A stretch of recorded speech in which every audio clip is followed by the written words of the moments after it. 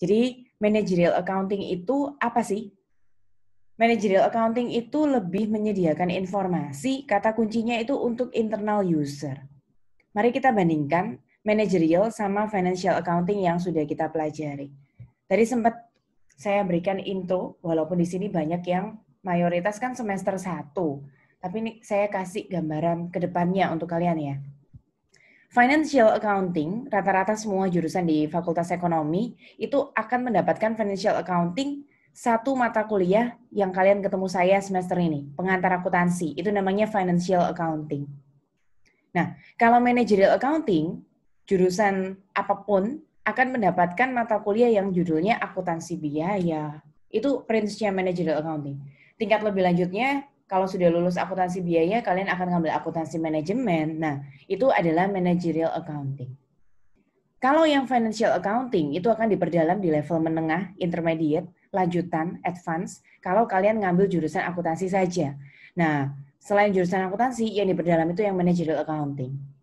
Hari ini kita bahas managerial accounting, tidak sampai 1 semester, ini hanya lapisan luarnya saja, perkenalan saja. Apa sih sebenarnya managerial accounting? Kok penting gitu ya, sampai diajarin juga buat jurusan lainnya selain akuntansi.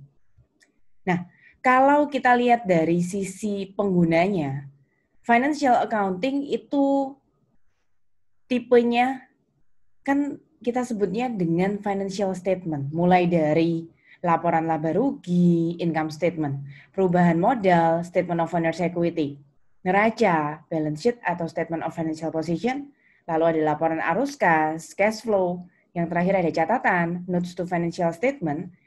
5 laporan keuangan ini baku, kaku, harus dibuat, formatnya harus tepat gitu ya. Karena yang baca itu adalah pihak eksternal. Pihak eksternal itu berarti pihak yang nggak ikut mengelola perusahaan day-to-day operation-nya.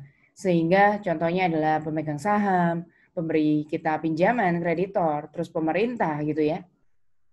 Karena yang baca adalah pihak eksternal, maka formatnya biasanya kaku. Setiap perusahaan harus mengikuti aturan yang tadi saya sebutkan 5 laporan keuangan itu. Jadi supaya bisa dibaca, dimengerti, diperbandingkan, dan seterusnya. Kalau managerial accounting yang akan kita pelajari di 1 chapter hari ini, itu yang baca internal user saja. Internal itu berarti ya ikut day-to-day operation-nya perusahaan. Mulai dari jenjang staff biasa, sampai naik ke supervisor, manager, sampai direktur. Itu adalah jajaran internal user. Nah, bedanya kalau yang financial statement tadi kan kaku. Bentuknya ada 5, itu harus 5. Formatnya seperti apa ya harus seperti apa itu. Susunannya seperti apa ya harus seperti itu. Kurang lebih yang sudah kita pelajari dalam accounting cycle atau siklus akuntansi itu teman-teman. Mulai dari jurnal, jurnal umum, buku besar, kemudian neraca saldo, jurnal penyesuaian, penutup, sampai jadi laporan keuangan. Nah, kalau yang internal report, itu bentuknya tidak ada ketentuan. Bentuknya disesuaikan dengan kebutuhan internal usernya itu tadi. Begitu pula frekuensinya juga, kalau yang financial accounting itu kaku. Setahun sekali boleh, atau setahun 4 kali boleh, atau kalian rasa kurang sebulan sekali juga boleh. Kalau yang managerial accounting itu fleksibel ya. Ketika butuh seminggu sekali ya seminggu sekali. Ketika lagi nggak butuh ya nggak usah buat. Kalau dari tujuannya, financial accounting itu lebih ke arah general, melaporkan seluruh divisi perusahaan, seluruh keutuhan perusahaan itu gimana performanya. Kalau yang managerial accounting itu biasanya dibuat dicocokkan dengan pengambilan keputusan tertentu saja. Contoh, kalau ingin tahu keputusan menaikkan atau menurunkan harga, ya sudah, kita hanya membutuhkan informasi naik harga atau turun harga. Nggak usah sampai menganalisa penjualan semuanya, harga pokok barang semuanya. Nggak usah sampai general perusahaan. Terus apa saja isinya? Ini yang tadi sempat saya singgung ya. Bentuknya kaku, diatur di suatu aturan akuntansi namanya GAAP, yang sekarang sudah mengarah jadi IFRS itu. Semacam undang-undangnya akuntansi, aturannya kaku, bentuknya harus seperti ini, siklusnya harus seperti itu. Jadinya harus 5 financial statement yang tadi saya sempat sebutkan.